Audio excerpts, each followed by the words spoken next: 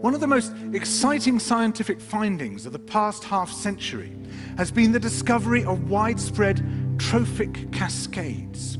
A trophic cascade is an ecological process which starts at the top of the food chain and tumbles all the way down to the bottom. We all know that whales eat fish and krill, and some people, certain politicians in Japan for instance, have argued that killing whales is good for human beings, as it boosts the food available for us to eat. And so you would think. But as the great whales declined, so did the numbers of fish and krill. It seems counterintuitive. Surely their numbers would rise as their major predators disappeared. But it now turns out that whales not only eat these animals, they also keep them alive. In fact, they help to sustain the entire living system of the ocean.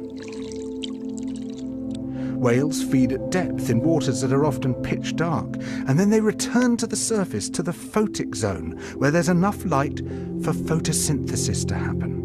There they release what biologists call fecal plumes, vast outpourings of poo, poonamis.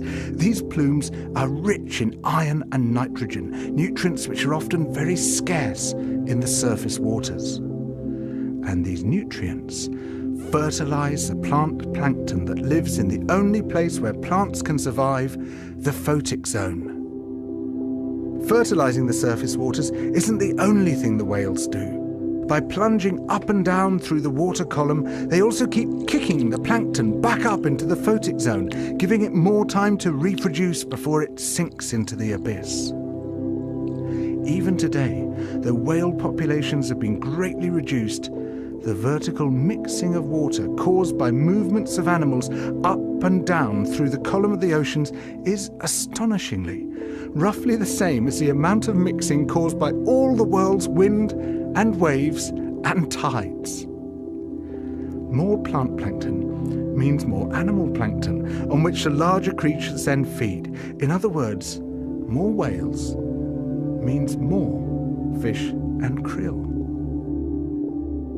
But the story doesn't end here, because plant plankton not only feeds the animals of the sea, it also absorbs carbon dioxide from the atmosphere. When eventually it sinks to the ocean floor, it takes this carbon out of circulation down to a place where it remains for thousands of years. The more whales there are, the more plankton there is. The more plankton there is, the more carbon is drawn out of the air. When whales were at their historical populations, before great numbers of them were killed, it seems that they might have been responsible for removing tens of millions of tons of carbon from the atmosphere every year. Whales change the climate. The return of the great whales, if they're allowed to recover, could be seen as a benign form of geoengineering. It could undo some of the damage we've done, both to the living systems of the sea and to the atmosphere.